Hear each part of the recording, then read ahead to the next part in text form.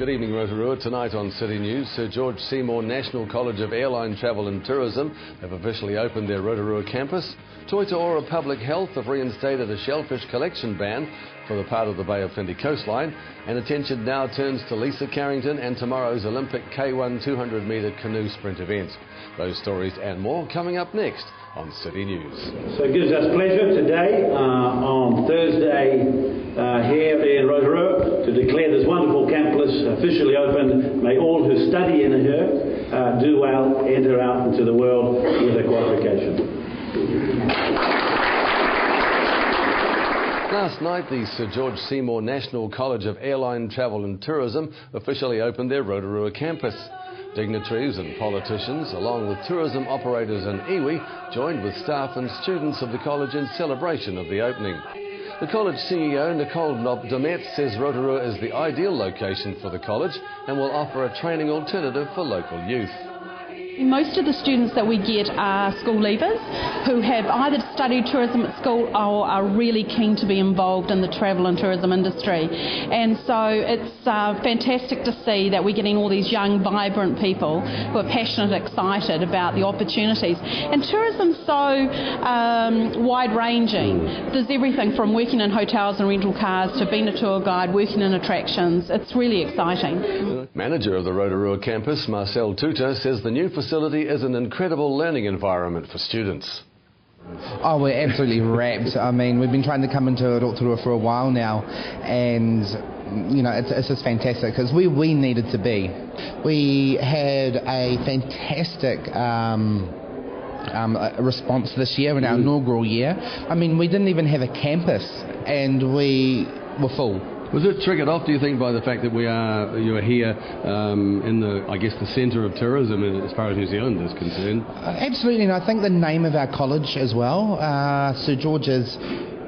We've got great academic outcomes. We're one of the highest. A proven record. We've got a proven record, and coming into Rotorua, like I said before, we've really been wanting to come into here for a while, and we're just absolutely stoked with the response. Toito'ora Public Health have reinstated a shellfish collection ban for the Bay of Plenty coastline from Tairua, including Tairua Harbour, to Bowen Town Heads. Medical Officer of Health Dr Jim Miller says sampling confirms high levels of paralytic shellfish poison along this stretch of coast. He says it's unfortunate the warning has had to be reinstated so soon. However, this is a natural occurrence which is difficult to predict. Monitoring of toxin levels will continue along the coast and any changes will be advised. The Rotorua District Council Community Arts Officer Kiri Jardin says she's going to miss the many people she's worked with when she leaves her job at the end of the month.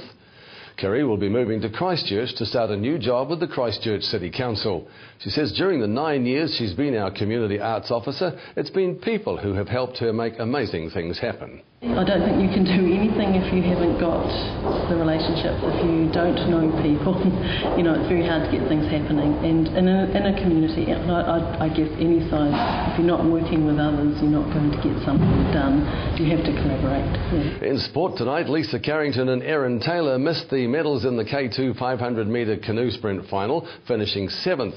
Attention now turns to the K1 200-metre canoe sprint. Lisa Carrington is the current K1 200-metre world champion and a big medal hope, so go the Bay Girl.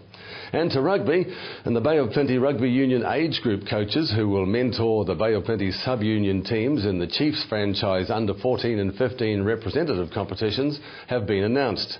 Steve Simpkins and Bede Murray have been appointed to guide the fortunes of Rotorua's under 14 and 15 reps.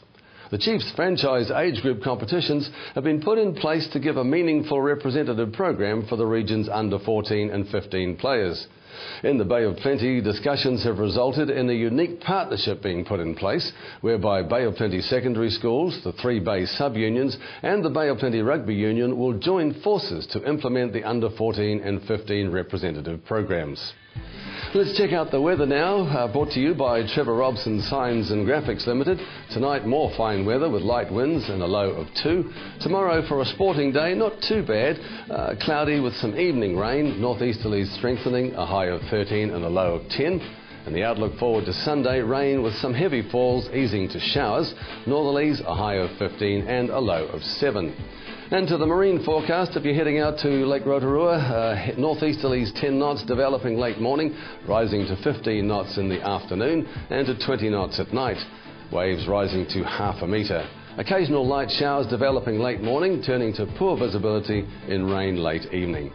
And don't forget to check out our program listings and upcoming events in our great city. You can go to tvrotorua.co.nz. And coming up after the break, we check out the International Stadium with Crispian Stewart from Events and Venues. Alan Solomon previews the Rotorua X Fashion Show, the runway fashion show. And Carly Jackson talks to Mark Franken about the Science and Technology Fair.